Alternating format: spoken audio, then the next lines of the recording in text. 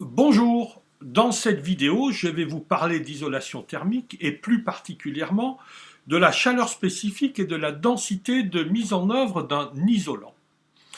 Alors, qu'est-ce qui est important à ce niveau-là? Et donc, que faut-il en retenir? Voilà, on va y aller, c'est parti. D'abord, un petit rappel sur le paradigme actuel. C'est la vidéo de la semaine dernière, hein, je vous ai remis le lien dans le descriptif, où on parle d'isoler, isoler, isoler encore et toujours, et l'isolation elle-même ne s'appuyant que sur le lambda et l'épaisseur mise en œuvre. Hein. Donc le lambda de l'isolant et son épaisseur mise en œuvre. Et cela permet de quantifier les fuites.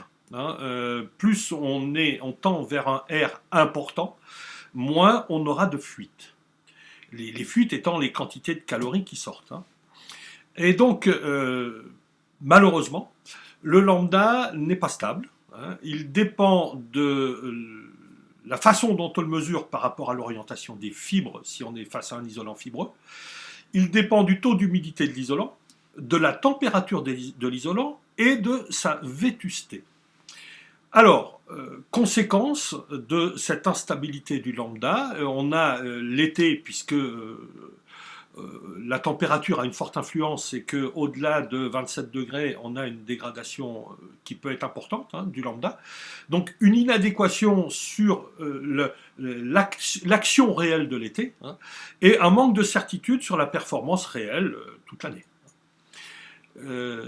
Alors, le lambda ne permet pas à lui seul d'avoir une influence sur le ralentissement du flux des calories. Je vous disais, il a un effet sur les quantités de calories qui sortent, mais ce qui continue à sortir, la vitesse à laquelle ça sort, pas d'influence là-dessus.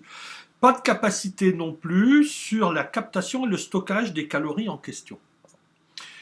Et donc, pour autant, le ralentissement du flux de calories est important, il est déterminant pour le confort, et il est déterminant à ce stade-là parce qu'il engendre un stockage de calories.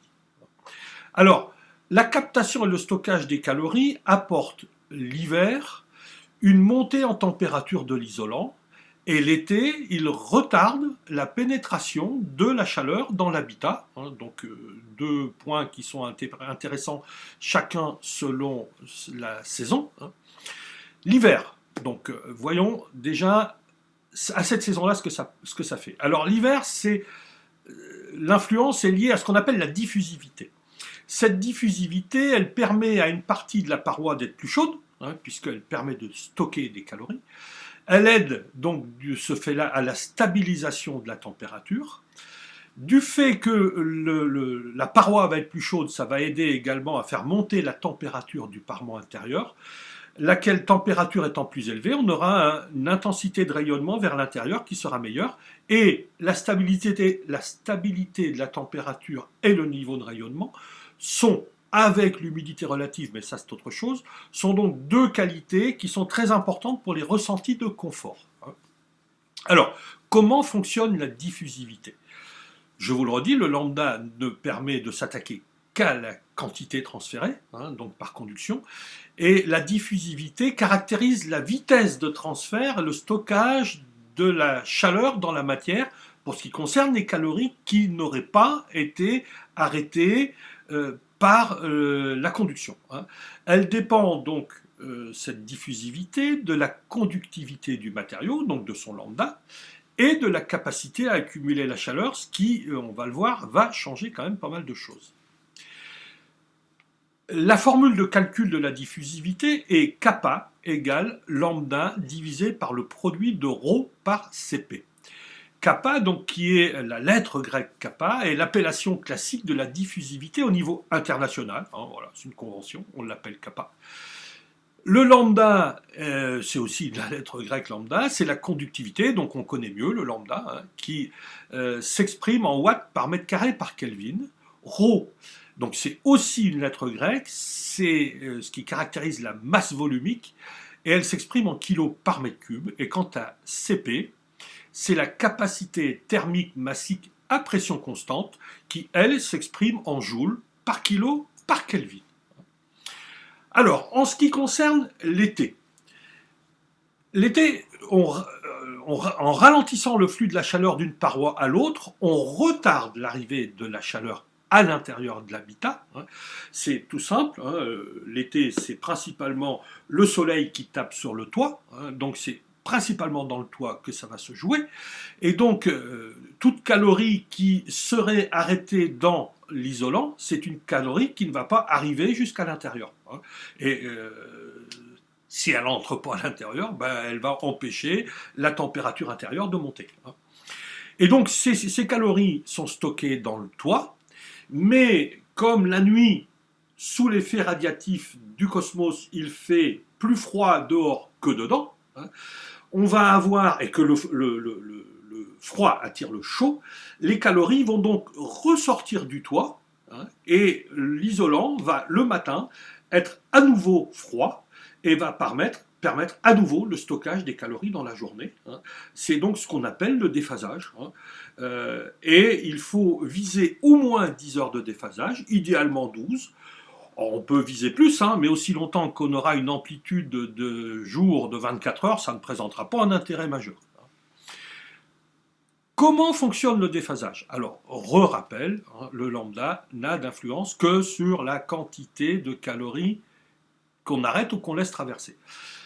Et le déphasage, lui, caractérise la capacité de transfert de la chaleur dans la matière et il dépend de la conductivité du matériau, donc du lambda, et de la capacité à accumuler la chaleur. Et on va voir aussi de l'amplitude des variations de différence de température. Mais on va le voir dans les formules. Et vous allez voir, c'est beaucoup plus complexe que la formule de calcul de la diffusivité. Là, il y a plusieurs formules qui s'additionnent les unes aux autres, et il y a vraiment un jus de cerveau important. Alors, pour que ce soit plus net, je vais mettre les slides en grand. Voilà. Et donc, les formules que vous voyez sont extraites, enfin, la présentation du tableau est faite par une capture d'image depuis une vidéo dont je vous ai mis le lien dans le descriptif, que j'ai produite il y a déjà quelques années, et qui ne traite que du déphasage. Alors ce déphasage, il est égal à l'épaisseur divisée par la célérité.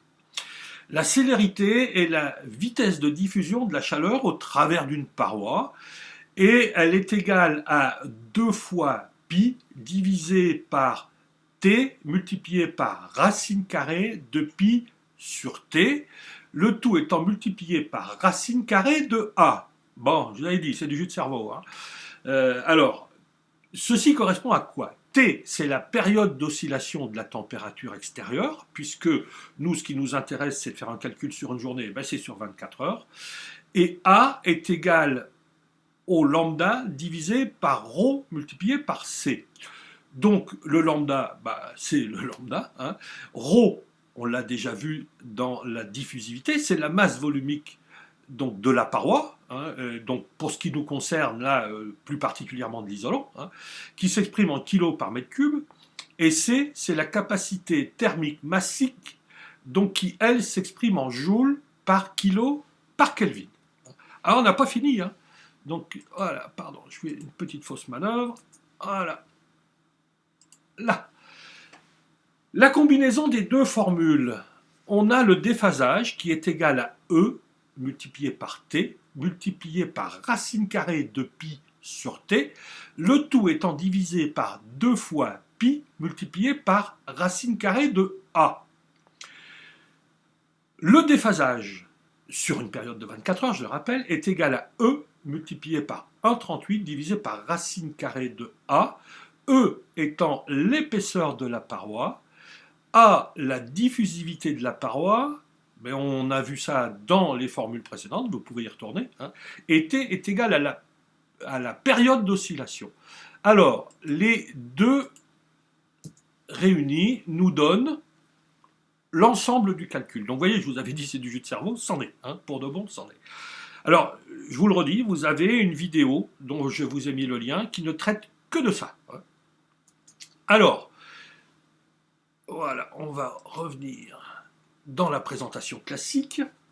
Donc le ralentissement du flux de calories et la captation de stockage de ces calories dépendent à la fois de la diffusivité et du déphasage. Alors on va reconcentrer les choses, hein. On remet tout ça pour arriver à ne traiter que de ce qui nous intéresse.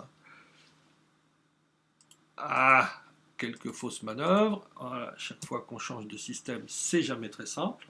La diffusivité, donc, elle dépend à la fois du lambda, de la chaleur spécifique de l'isolant, de sa densité de mise en œuvre et de l'épaisseur dans laquelle on le met en œuvre.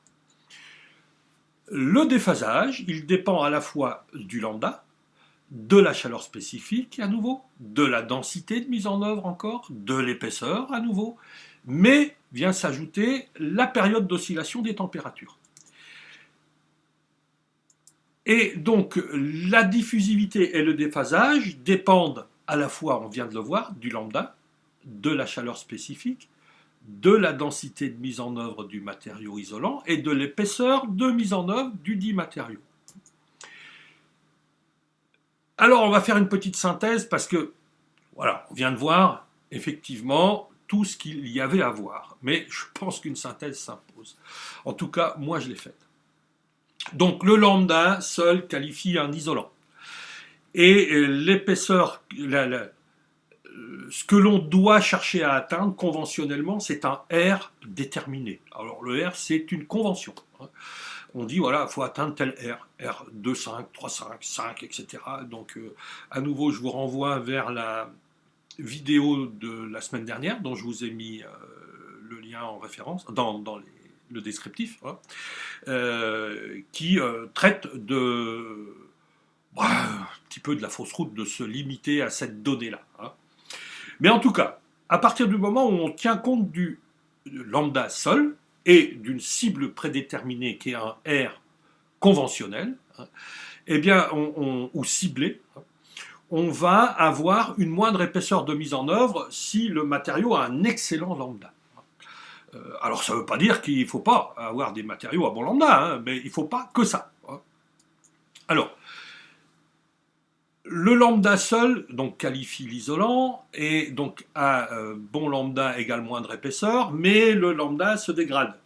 Il se dégrade si le matériau isolant dépasse 23 degrés et c'est très net au-delà de 27 degrés Celsius. Hein. Donc l'été, on ne peut pas compter sur lui, hein, ou en tout cas pas autant que ce qu'on nous laisse croire. Il se dégrade également selon le sens de mesure par rapport à l'orientation des fibres, selon le taux d'humidité du matériau, extrêmement important, hein, mais bon, ça c'est une autre affaire, il y aura une vidéo là-dessus, hein, et selon sa vétusté. Le lambda seul donc, nous permet d'avoir des isolants de moindre épaisseur par rapport à un R ciblé, mais s'il y a une défaillance de sa part, il faut compenser par autre chose. Il faut compenser par d'autres qualités. Quelles sont ces autres qualités? Eh bien, c'est la chaleur spécifique et la densité de mise en œuvre de l'isolant. Et plus elles sont élevées, plus leur influence est grande. Alors, on va redévelopper un petit peu tout ça. L'importance de la chaleur spécifique. Les matériaux isolants disposent de chaleurs spécifiques qui leur sont propres. Et qui correspondent à des familles. Donc, dans le slide suivant, on va voir les deux familles qui nous intéressent là, en tout cas que j'ai souhaité mettre en avant dans cette vidéo. Et donc, je vous donne d'ores et déjà une information. Les meilleures chaleurs spécifiques se trouve parmi les isolants d'origine végétale. Voilà. C'est comme ça, hein, c'est un fait, c'est un état. C'est quand on mesure, c'est ça. Hein. Et contrairement à une croyance hein, qui est très répandue, qu'on continue encore à nous faire croire, hein,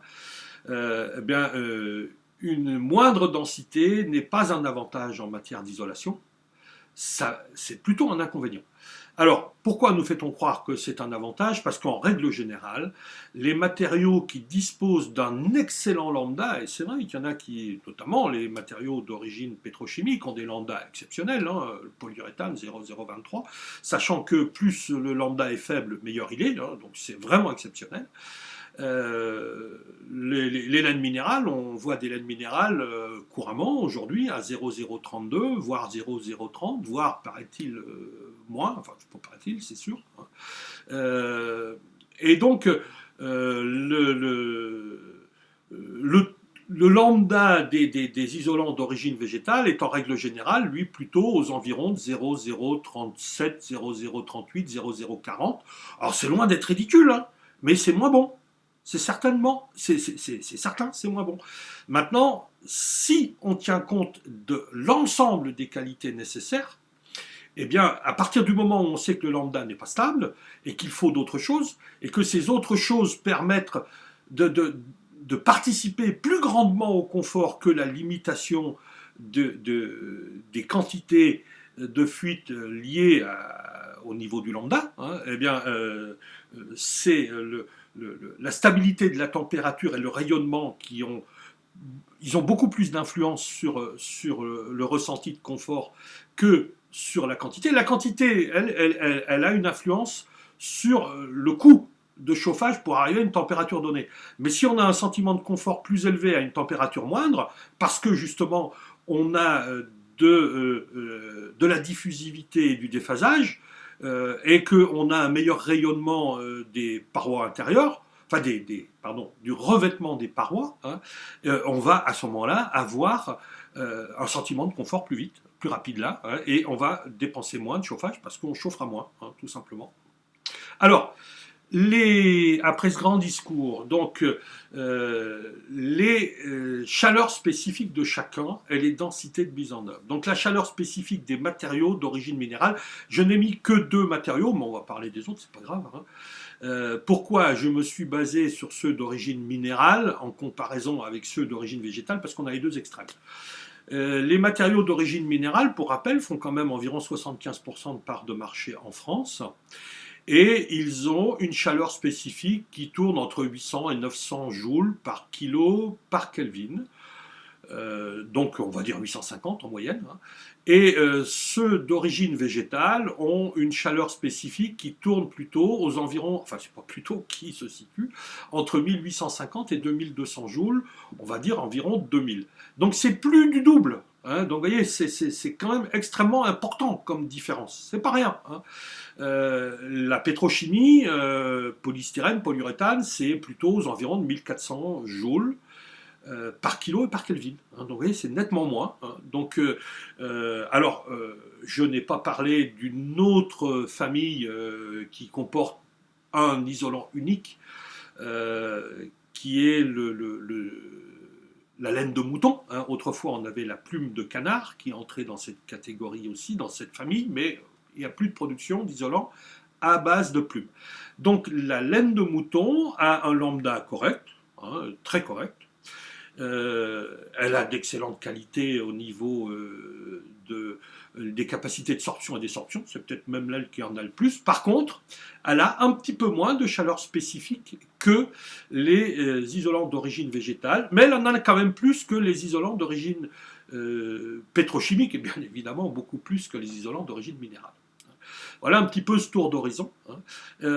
Et donc, si on se base sur la totalité de ce qui doit être pris en compte, eh bien, il est évident que les isolants qui ont le plus de part de marché ne sont pas ceux qui, dans la globalité, sont les plus performants. Ça ne veut pas dire qu'ils sont nuls, hein, pas du tout, pas du tout. Ça veut dire que simplement, y a d'autres familles qui font encore mieux, voilà, parce que elles s'attaquent, elles s'attaquent pas, elles apportent des qualités que les isolants d'origine minérale et pétrochimique ont en moindre proportion. Voilà, c'est comme ça, c'est un fait. Hein. Ce sont des faits. Hein. Et donc, voilà tout ce que je voulais vous expliquer dans cette vidéo. Alors, elle a pu être faite, j'ai pu la produire parce que j'ai deux partenaires financiers. Le premier, c'est Planète Énergie, qui est une entreprise qui est installée dans le 77, qui a sa zone de chalandise sur toute la région parisienne et qui tend aujourd'hui à s'étendre un peu sur la province.